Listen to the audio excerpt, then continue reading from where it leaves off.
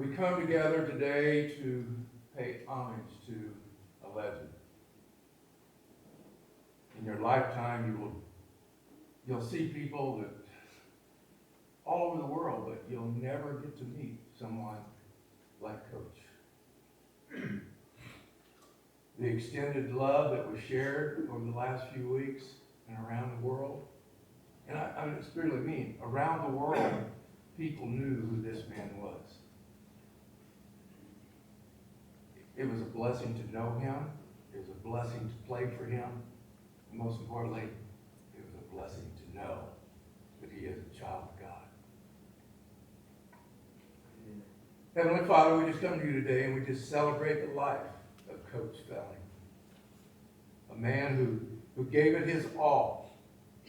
He left nothing on the field. When he asked you to do something, he was asking it from himself, just as you have asked from us. We need to learn each and every day what you have asked us to do in leading and guiding and pursuing the love that you share in each and every one of us. We know through that his legacy, he has touched the hearts and lives of so many.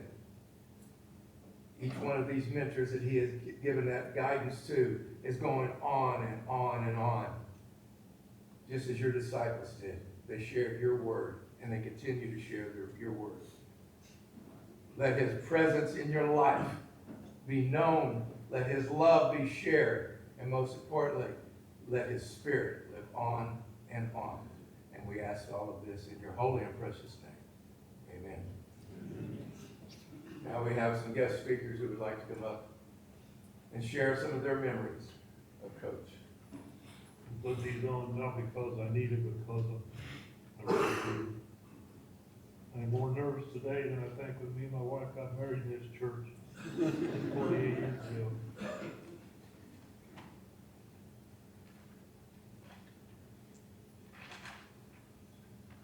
Today we gather to honor the life of Ron Felling, the man who shaped not only the basketball players but lives.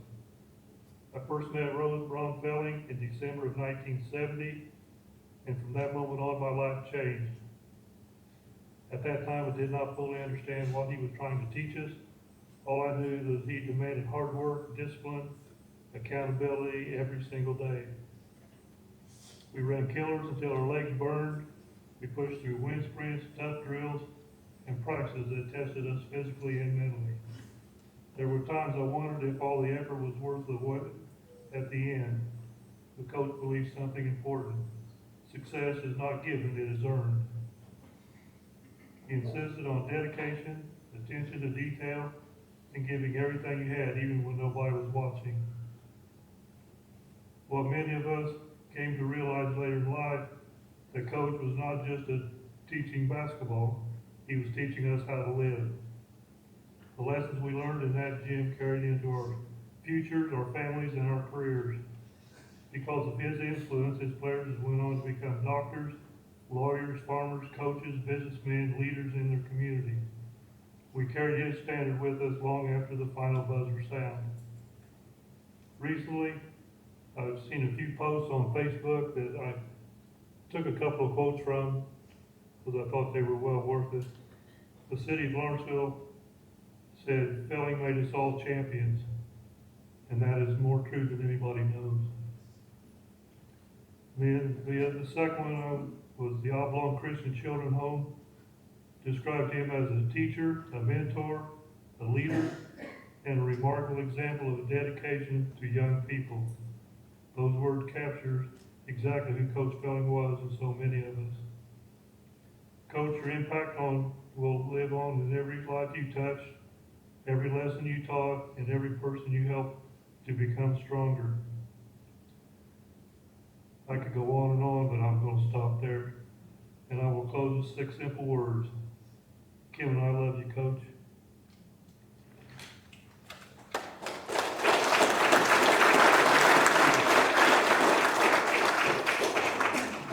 Thank you, Rick, Chester. Good afternoon, everybody. My name is Doug Knopsek. I played for Coach Felling from 1978 to 1982. My senior year was the first of his 34-0 teams. And I used to joke with Coach, he was so distraught after my departure. He missed me so bad he went out and won 34 again. Like so many of us in here today, for the past week, it hasn't been a day go by that I haven't thought of him. And I don't know if I can stand here and accurately tell you the impact that this man has had on my life. Next year, I will start my 37th year in college basketball. The game he taught me has taken me to every state in the union. I've lived in 6 different states. I've traveled to 6 different countries. I've made friends all over the world. And my wife and I have been able to do things, experience things, see things with our family that I would have never thought possible. Chester talked about blessings, and I've been a very blessed man. And perhaps one of the greatest blessings that I've had was that he was my coach and my friend for almost 50 years. Because everything I just described doesn't happen without him. Over the years, I've had a lot of people, they come to me and they said, describe Ron Felling. And issue on, no. You can run through a lot of adjectives doing that. In an interview one time, a man said, describe Coach in one word. And really, when I thought about it, it wasn't that difficult. To me, he was authentic. Coach didn't spend a whole lot of time trying to be anybody other than who he was. Like it or not, he was Ronnie Lee, day in and day out. What he was an immensely gifted teacher and communicator. As Rick kind of alluded to here, he used basketball to teach a lot of young boys the principles, characteristics, and habits that all of us were going to need to be successful adults. And if you look around in the men in this room right now, and there's a lot more that aren't here today that wanted to be, you look at what we've become, I think you'd have to say it was a job well done. Coach taught us a lot, and I was remembering one of the first lessons that Coach ever taught me, and he did it in a fashion that only he can. I was in junior high, and we had gone to the National Junior Pro Tournament at the University of Kentucky. And we finished second in the nation. And I was named the most valuable player. And I had started to get a little bit full of myself. And so that summer, I decided I'm not going to go to Coach's camp, which I had done since about birth, it seemed. And I decided I was going to go to the Joe B. Hall, University of Kentucky camp. Now, I'm going to put some of the blame on that decision on Jay. Jay was there, and we'd all become UK fans. And when you were a boy back then, you wanted to be Jay Scheider. So the first day at camp, Coach calls my house, and I'm mowing my grandmother's lawn. And I'm sitting there, my mom pulls up in the driveway, and I look over and I say, what are you doing here? She says, you need to get in the car. Coach just called, and he wants you up in camp. And I'm standing there, I've got grass on me, it's gasoline, it's 95 out, it means it's 105 in the gym. And I won't lie, I wasn't very tough back then. And I get in the car feeling sorry for myself, and then finally it kind of hits me. And I think, Ron Felling just called my house, want me to come to camp. Well, I must be the man. I mean, I've got... Now, there are some of you in here who aren't from here. You can't have an appreciation of the aura that surrounded this man. He was this mythical figure to us. We were complete, we were in awe of him. In many respects, we still are. So, I'm feeling pretty good now. And this man just called my house. So I'm going up here.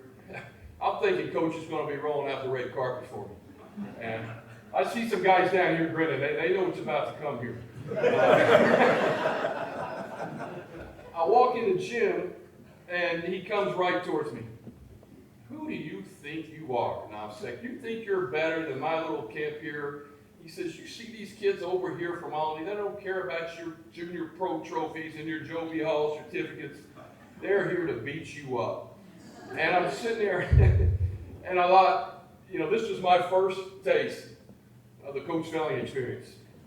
Sure as hell wasn't my last. I can tell you that. And what I didn't realize standing there is I got 2 more days of this now. Camp had just started. And so at the end of camp, as his coach's way, he comes and he pulls me aside. And we go and we sit down, and he just very calmly sits down, he puts his arm around me, and he says, Douglas, let me tell you something.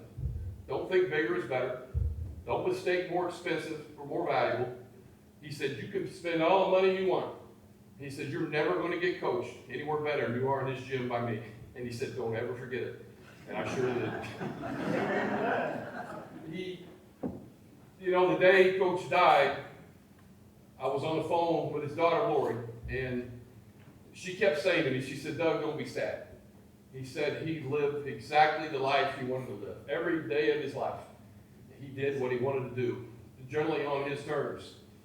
And it was ironic because I had thought of this earlier, and then I went back to a time I was a student at SIU, and they had we'll call it an establishment there that we frequented every Thursday night. And for whatever reason, at last call, this place would play My Way by Frank Sinatra. And as I started to hear it, I'm thinking, my God, he wrote this song for Coach. It's amazing. And I went up about 3 weeks ago, I think it was, to see Coach, and it was the last time I'd seen him. And it was tough. It was tough. Coach had really begun to fade. And I started to think of these lyrics. And now the end is near, and so I face the final curtain. My friends, I'll state this clear, for which it is that I am certain. I've lived a life that's full. I've traveled each and every highway. And oh, much more than this, I did it my way. For what is a man? What has he got? If not himself, then he has not. To say the things he truly feels, and not the words of one who kneels. The record shows that I took the blows and did it my way.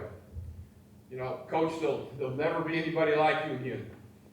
We laughed with you, cried with you, we won and lost with you. There wasn't ever a time in my life when I needed him and called him on the phone and he wasn't there. We can't do that anymore. But Coach, we're good. We're all good. Rest easy. We thank you, we love you, and we're going to miss you. Thank you all very much.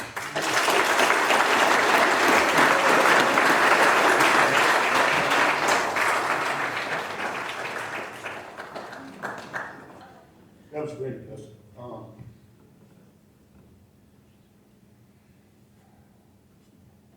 There's only just going to be a few of us speaking today, but what Chester started out with and Doug reiterated, and I'll do the same thing, is whatever we say about Coach and what he did for us, what he did for the town, what he did for the people in this town and in this community, the only thing that's going to be repeated a lot is how much we loved him. We're going to try not to get emotional. It's kind of hard for me. I'm kind of an emotional guy. But anyway, we loved him. He did so many things for us as players. He stressed us, like Doug mentioned a few times, he stressed the importance of stick-to-itiveness. And you'll hear this a lot from people in speaking, attention to detail, which everybody knows what I'm talking about there. He was always saying that. And I have carried, most of us, I would say that I've carried that attention to detail throughout my life. My wife gets mad at me sometimes when we sit down to eat dinner. And she'll be done eating. I'm still preparing. I'm still doing stuff. I've got to have things just certain right. Because somebody might say that that's ADHD or OCD. I just call it attention to detail. But he instilled in that in us. I heard him say so many times to everybody, I want more for you than you want for yourself. And he truly did. And we believed that. He got us to do, he could bring things out of us that we never thought was possible. He just believed in us and saw in us so much. And once you began to believe in that, look how it turned out. He made us so much better as players, as people, as community members. And we all live our lives from a lot of stuff that Coach Felling taught us about life. Never be satisfied with yourself. Don't settle for mediocrity.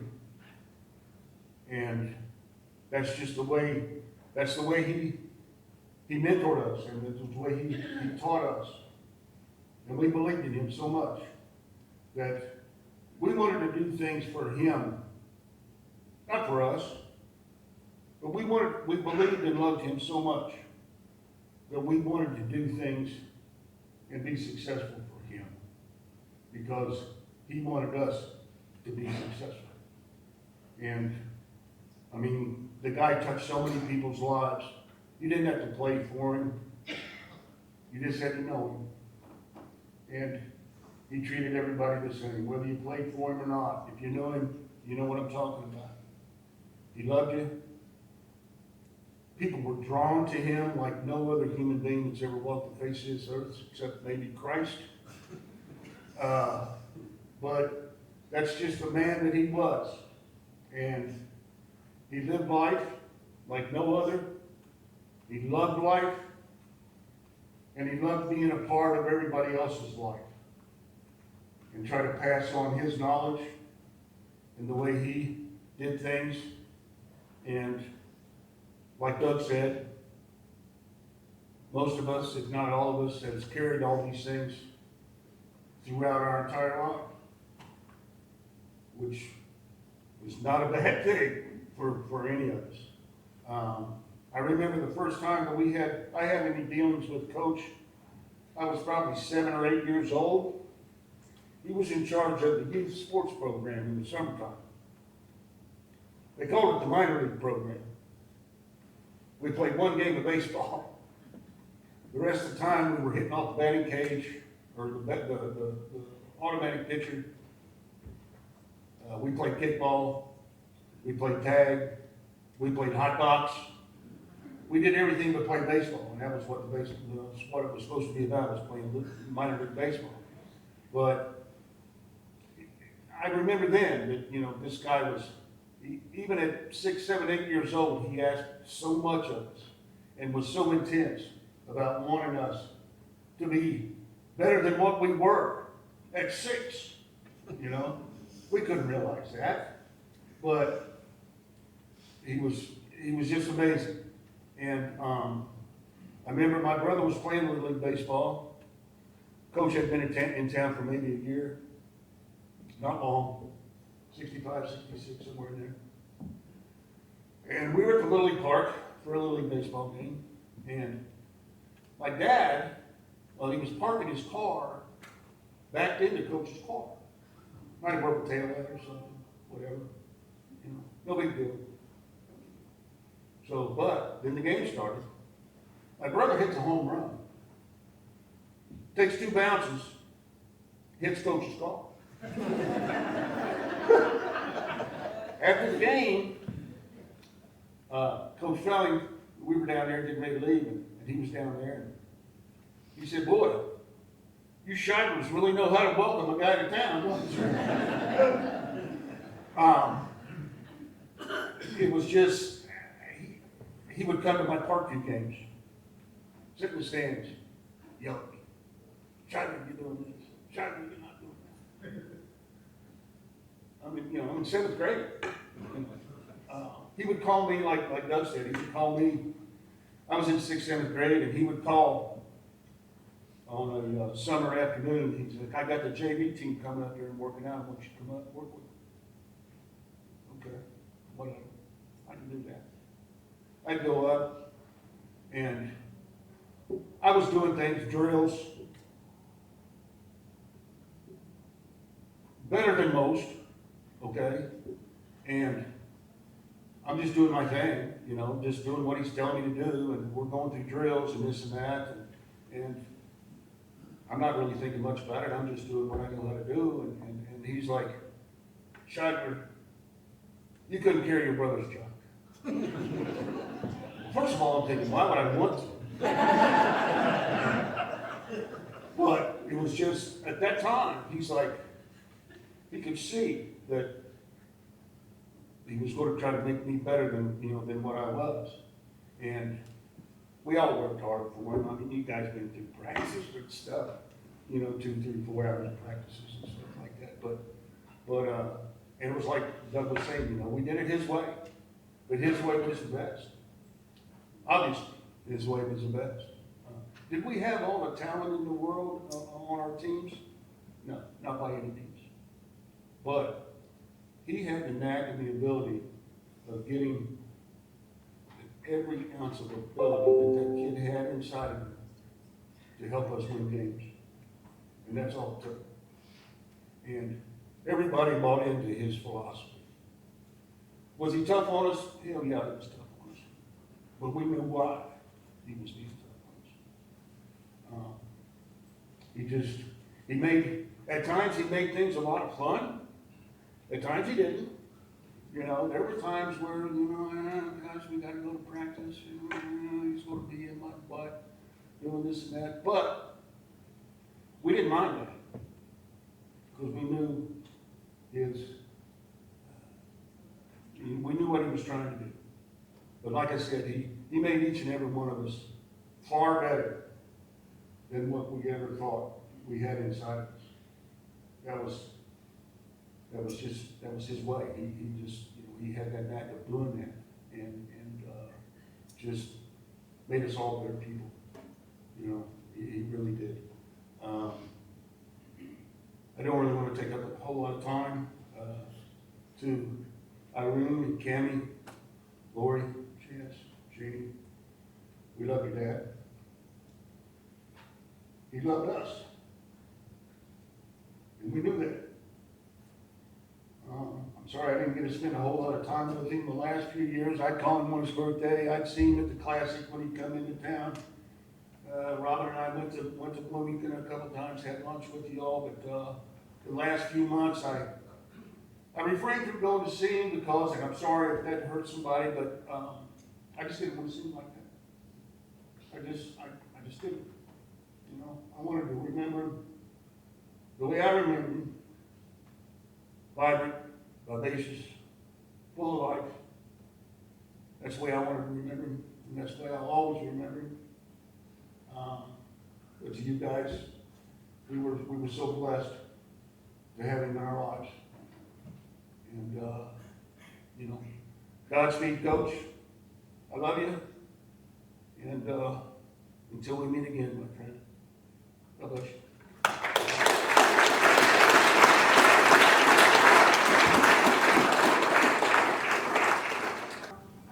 Not nearly as good a speaker as you guys, but hopefully I can speak a little bit about more the man, whereas you guys were speaking about the coach and the man.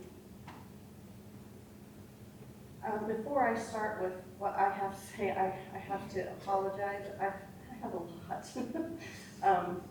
So hopefully I won't bore you and make you shake your head and think, what in the world is she doing? We have a friend who is a retired FBI agent, and he and his partner would accompany Coach Knight and sometimes Ron individually and together when they would go into inner cities to recruit players that wasn't the safest areas to go into. And Gary was based in Bloomington for some time. He retired. He was teaching classes at IU in criminal justice and I guess investigative techniques as well. And we lost track of Gary after he retired, and we happened to run into his partner at a basketball game at the beginning of the season, this last basketball season, and he told us that Gary wasn't doing well, that he was diagnosed with stage 4 pancreatic cancer, and that he only had about 2 months to live. And I meant to contact Gary, and things happened with Ron, and it slipped my mind, and then it was after 2 months, and I thought, you know, it's probably too late. Lo and behold, I get a voicemail last month, and he says, Cammie, this is Gary Dunn. And I'm thinking, oh my gosh, that was a long time ago. And he said, I'd like to send a letter, and I'd like for you to read it to Coach. And he wrote this eloquent letter that I want to read to you. Ron, Gary Dunn here. I had a wonderful conversation with Cammie yesterday, and she brought me up to date on you. It's been difficult sledding for you, I know, but you're obviously a very hard nut to crack. Jenny and I certainly will keep you and Cammie in our daily prayers. Remember, it is one day at a time, and the will of God absolutely will prevail. Jenny and I, too, are in need of prayers, and I would ask that you and Cammie pray for us as well. After my diagnosis with cancer and the resulting outpouring of love and prayers, and by the way, I did have his permission to read this, by many people, I discovered that miracles do happen. I've lived about 2 years longer than expected, and that time has been well spent with our family as we've gotten together several times and have shared our love with one another and also our many marvelous family memories. I could write about your many achievements in basketball and coaching, but everyone knows of those. Rather, I would be remiss if I didn't thank you for all of your generosity and kindness over the past 40 years. Although it was initially basketball which brought us together in 1986, when John Novosel and I first met you, there was an instantaneous bond between the three of us. After all, we're all Hoosiers and each of us know our roots. The three of us are pretty simple people, Ron, as we value loyalty, honesty, and friendship, and you've always exhibited those characteristics to the maximum. You also had a marvelous knack for telling stories, you all know that, especially funny ones, and making everyone around you laugh and feel at ease. That was perhaps the biggest clue as to your thoughtfulness and kindness, for you slighted no one and included everyone. John and I often spoke of just what a wonderful friend you had become, and our visits to Bloomington, especially staying at your house, were very memorable ones. Alex and Adolf, those were our dogs, were also good friends. And I have to believe they too enjoyed being part of your humorous tales. You were also quite intelligent as you hit a home run with Cammie. That's actually what it says. I know. Who was just as kind and generous to John and me as you were. You certainly hit a home run with her. Stay strong and of good courage, Ron, as you are not alone at any time. For God is always with you, or with us. That has been a marvelous comfort to me and Jenny, and I know it is to you and Cammie. God bless us all, Ron, and he does. Gary. I thought that was very nice and well said.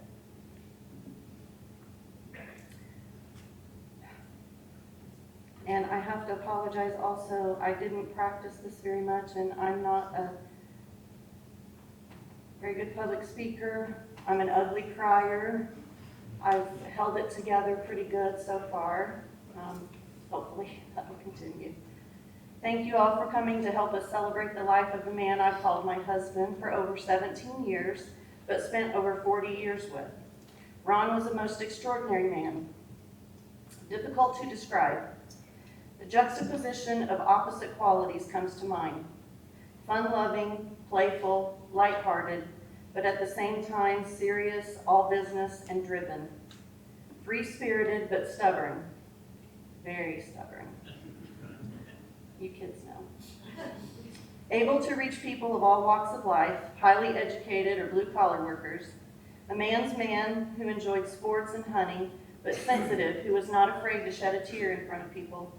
I know his players know firsthand how tough he could be on them in practice, but he was always ready to compliment on a play well executed, or give them a hug, or tell them he loved them. He had something special that let him connect with people and feel comfortable with anyone.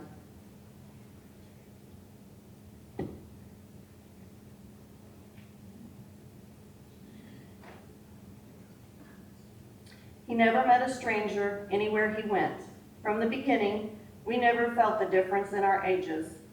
We were comfortable with each other immediately, and we knew that this was real and lasting. Many people doubted that, and some in this town were not afraid to share their opinions, either behind our backs or even to our faces. Ron wasn't fazed. He decided that nothing would come between us. With Ron as my guide, we began our walk through this life. I didn't feel like this was wrong or even new. I felt like it was right and that I was home with him. My home was wherever he was. He always included me wherever he went, saying, "You might be the only female there, but you're welcome to come with me."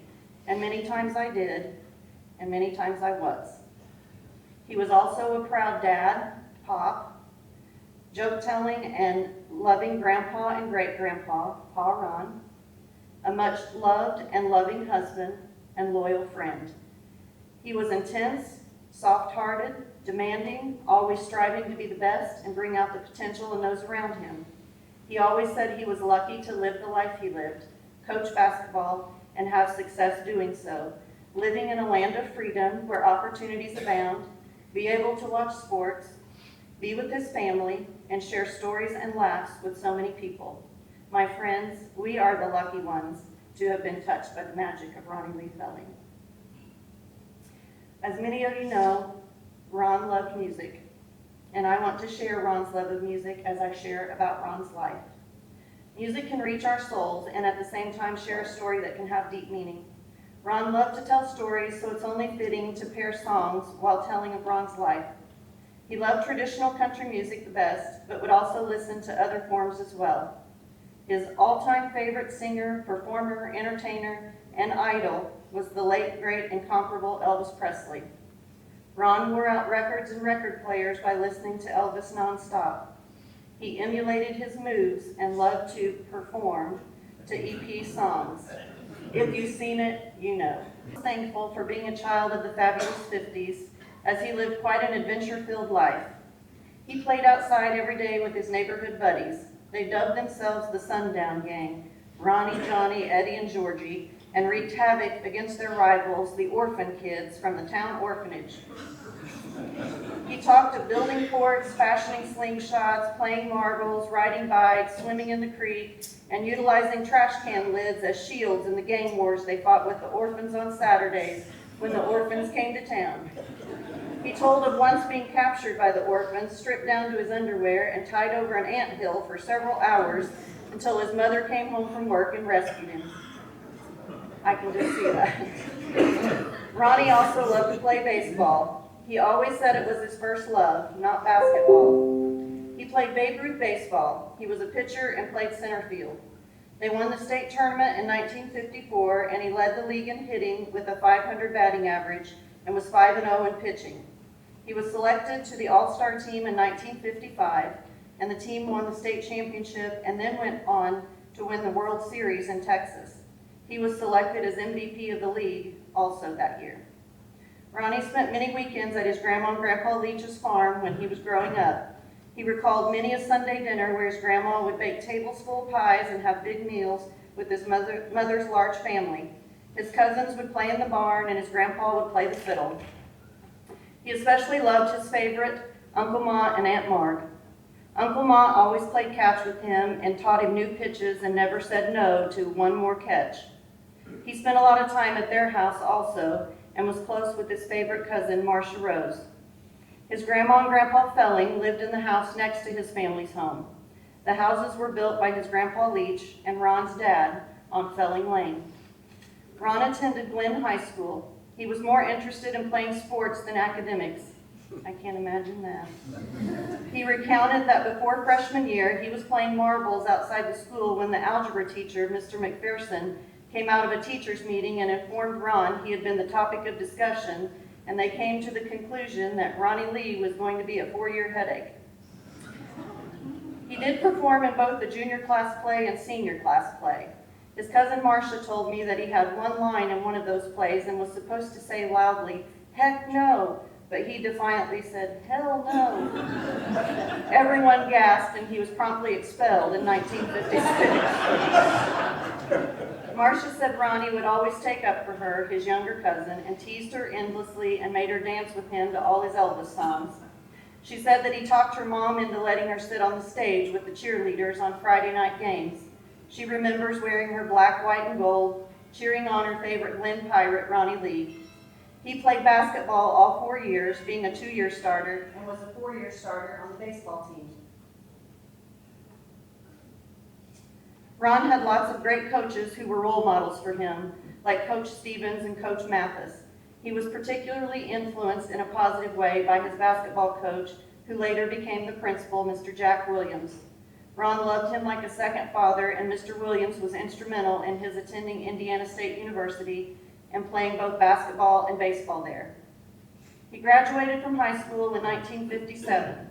And as a side note, since we're doing music, Ron thought it was really cool that the Statler Brothers had a song, "The Class of '57 Had Its Dreams," but we're not playing that one. At Indiana State, Ron pledged to the Lambda Chi Alpha fraternity. He and his fraternity brothers were very interested in making sure they had plenty of fun in addition to gaining an education. He made lifelong friends with many of his brothers. Never one to back down from a challenge, Ron's fraternity brothers dared Ron to hook a free throw shot during a game in which the Sycamores were behind. Always the jokester, he obliged them, but missed the shot, and unfortunately that was the end of his collegiate career as a player. It was his senior year, 1960. Ron met his future wife at Indiana State. She was the ISU homecoming queen, Irene Casaubon. They married in 1961. After graduation, they moved to Hobart, Indiana, and Ron was hired as an 8th grade science teacher at Calumet Township Junior High, and Irene taught at Merrillville High School. It was during this time that Ron played semi-pro basketball with the Gary Whips, traveling and playing games in Indiana, Chicago, and Michigan. The following year, he moved to Merrillville High School, teaching freshman health class, and was the freshman basketball coach. One of his players was Greg Popovich, who later became the head coach of the San Antonio Spurs and a USA Olympic gold medal winning basketball coach. Ron remembers wanting to show that he was a disciplinarian as a young teacher and paddled young Greg for stealing a girl's eraser. Ron playfully said he taught Greg the value of discipline.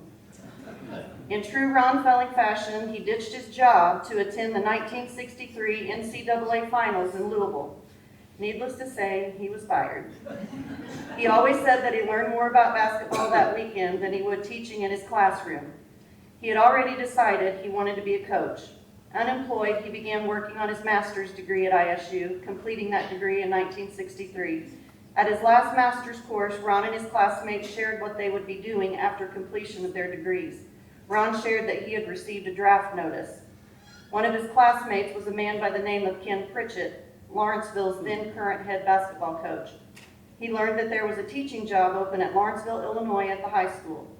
He headed to Lawrenceville and secured a job at LTHS and thus a teaching deferment. Life was about to change. Ron reflected on where he came from and where he was going. Once at Lawrenceville, he taught PE and driver's education, as well as being the JV head basketball coach, baseball coach, and assistant football coach. One of his driver's ed students shared that his dad was building houses in a new subdivision on the outskirts of Lawrenceville, Lawrence Edition. So he bought a lot and had Irene's home built. The mid to late 60s and early 70s were spent with building a family and building his coaching career. Ron became the head boys basketball coach in 1967. Lana Lorelei, or Lori, was born in 1965, Chance Lane in 1967, and Shane Lee in 1970. Ron was always busy traipsing all over the country, going to basketball clinics and camps, and eventually gained a reputation for his speaking and ability to teach, and was in demand himself to speak at clinics. Always an innovator and thinker, he decided that he could make some money by starting his own camps, focusing primarily on shooting. At some point, he also decided he could make and sell basketball nets. I'm sure Irene remembers those. Needless to say, he wasn't able to quit his day job. With as busy as Ron was, Irene managed to raise 3 good kids with a little help from Ron. Their family vacations usually centered around wherever he was speaking at a camp, whether it be Florida or Georgia or somewhere else.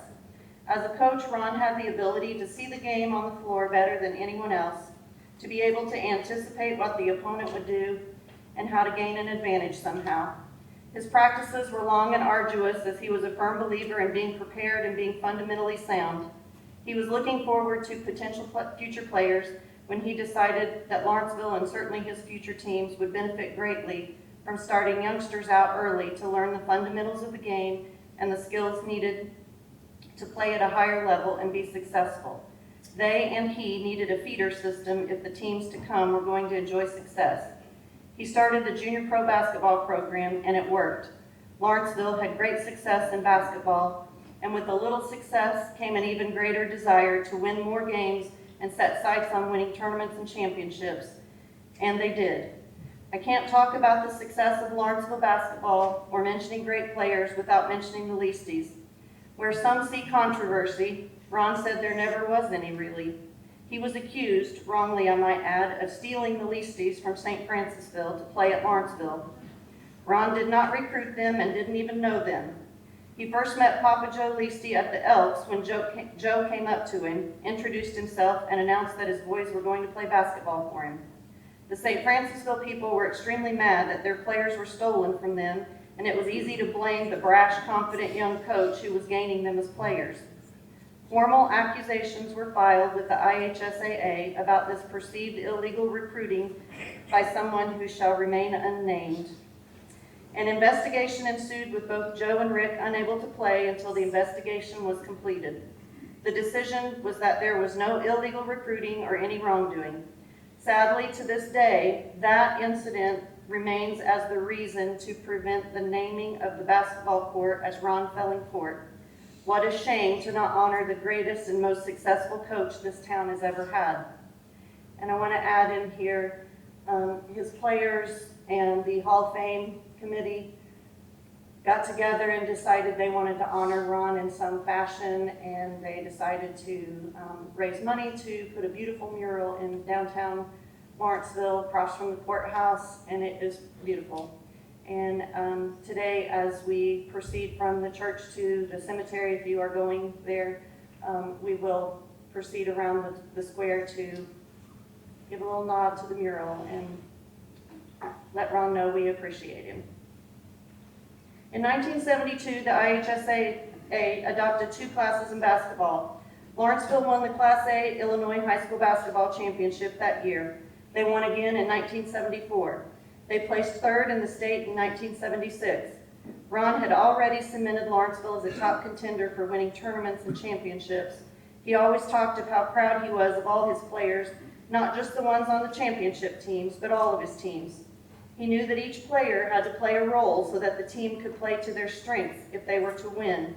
So having players to buy in to playing the role he needed them to play, rather than the role they wanted to play, was of extreme importance.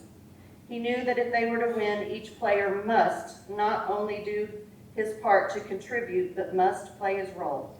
Not every player can be a shooter, not every player can be a passer, not every player can be a great rebounder.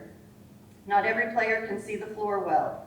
He always said that the real secret to success was a team knowing their roles and then performing their roles to the best of their ability. He demanded that the team bust their behinds in practice. He felt that after his practices, the team should think the games were easy. His players gave their all to him, and he loved them for it. There are too many players to name them individually, but know that he remembered every one of you, and his heart filled with pride when he talked about you to others, and was so happy when one of them would call and just say hi, or when he was able to help them out in some way, whether it was as a job reference or answering a question. His belief in them and their abilities transcended into victories, and like I stated before, with success comes pressure and desire for more. Ron put a lot of pressure on himself, but felt the pressure from the outside demands to win as well. But fun-loving Ron also made time to relax. Usually that was at one of the local drinking establishments where Ron really felt at home. He did enjoy an alcoholic beverage, but what he enjoyed the most was the atmosphere and socialization there. Have I mentioned that Ron liked to laugh, tell stories, and have a good time? He was able to do that at the Townhouse or Tykel's, the 10th Inning, or the American Tavern. He visited them all, I'm sure. Mind you, he would drink, but not to excess, but because he frequented those places until the wee hours at times, he gained a reputation, not always favorable. and I'm sure those frequent late hours didn't help his marriage. The 1970s was also the era of outlaw country music, and Ron developed a liking for Waylon Jennings. Ron was always a rebel and a renegade, unique in his thinking and on the cusp of fashion with his leather vest, cowboy boots, studded jeans. I asked Lori if there was a song that reminded her of her dad, and she said growing up in the 70s, all she could think of was Rhinestone Cowboy by Glenn Campbell. He fell right in step with the outlaw of country music. He even spent one summer following Waylon's band as they played at state fairs and outdoor festivals. Lawrenceville High School even unknowingly provided Waylon and his band members with Converse tennis shoes, just like the basketball team wore, courtesy of Ron Felling, athletic director. As LHS's teams kept winning, Ron gained notoriety, and with notoriety comes scrutiny. The 1980s brought much of the same as far as basketball. With his marriage ending in 1981, unfortunately, his outlaw attitude was in full swing. He played a little too hard and spent even more of his free time at the taverns, but he had some talented players coming up, and he had big aspirations for them. When it came time to practice and prepare, those players probably had it the toughest because he was setting the bar extremely high. And by the end of the 1982 season, that team had finished the season with an undefeated 34-0 record. With most all of his players returning the next season, he started thinking they needed to try to continue that winning streak. If the players felt that pressure, the coach felt it 10 times more than they did, or at least that's what Ron told me. Before the start of the 1983 season, Ron had given the principal, John Frohock, a letter of resignation in a sealed envelope and told him not to open it until after the season. He knew he was about to reach the potential pinnacle of his high school coaching, and the pressure was taking its toll on him. The team kept winning and winning. They too had an undefeated 34-0 record, setting a state record that still stands for wins, a total of 68-0. That hasn't been beaten to this day. After winning back-to-back state championships, the principal opened that letter to find Ron's resignation from coaching at LHS, the end of an era. He stayed around for the next 2 years, teaching his driver's ed classes, still athletic director, and teacher duty of crowd control of the student section for the home basketball games, or holding the wall up, as he described it. Ron spent summers at his cabin at Lake Lawrence, boating, fishing, swimming, a little drinking, and spending time at his neighbor house with the lake rats. His neighbor was a divorced wealthy farmer and hotel owner who hosted his friends every evening after their work days and on weekends for drinking, card playing, boating, friendly wagering, and hijinks. Although he had always really liked Merle Haggard, it was during this time that he fell in love with not only the music, but he really listened to the songs and came to understand them. It was also during this time that Merle probably wrote his most reflective and deeply personal songs of sadness and heartache. Ron felt Merle was writing songs just for him because they mirrored his own feelings. Merle would become his favorite country singer, and he saw him in concert 22 times, got to go on his bus to meet him, and was lucky enough to introduce him on stage in Owensboro, Kentucky, which I might add, they had just won it was right after they won the 1987 national championship. And so we're in Owensboro, Kentucky. Bonnie Owens, who was backup singer to Merle, told the crowd, this gentleman is going to introduce our main act, and he's an assistant basketball coach from Indiana University, and they all started booing. A couple of summers of basically doing nothing made him realize that he was having a fun time, but he was starting to miss coaching. A phone call in the wee hours of the morning in March of 1985 would change his direction. Waking Ron up, the caller said he was Bob Knight. Thinking someone was playing a joke on him, Ron's reply was, well, you're talking to Mickey Mouse. It actually was Bob Knight, and he wanted Ron to come work as his assistant at Indiana University. Ron was in shock, but accepted. When he hung up, he couldn't believe that the little boy from East Glen was going to coach at one of the most respected and successful Division I colleges under the tutelage of Coach Knight, whom he had studied for years. Ron didn't hear another word from Coach Knight, and as the upcoming school year was soon to start, he figured that this didn't look as if it was going to happen. So he began interviewing for high school coaching jobs, securing the New Albany, Indiana job after an in-person interview. On his way back to Lawrenceville, he stopped in at the basketball office at IU. Coach Knight and Joby Wright, one of the assistants, were coming out of the office, and he said to Ron, "What are you doing?" Ron told him he had just taken the high school job at New Albany. Coach said, "I thought you were coming to work for me." Ron said that he assumed it fell through because he hadn't heard any more from him. Coach Knight told him to go and call those people and tell them he had a job.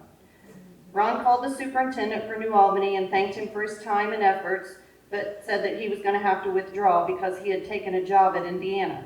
The superintendent said, "Where in Indiana?" Ron told him, "Indiana University." The man was speechless. So Ron had about a week to move to Indiana, buy a house, furniture, and start immediately to work. Ron could hardly believe his luck, an Indiana boy who could only dream of coaching at Indiana University. With a history rich in basketball success, it was a dream come true.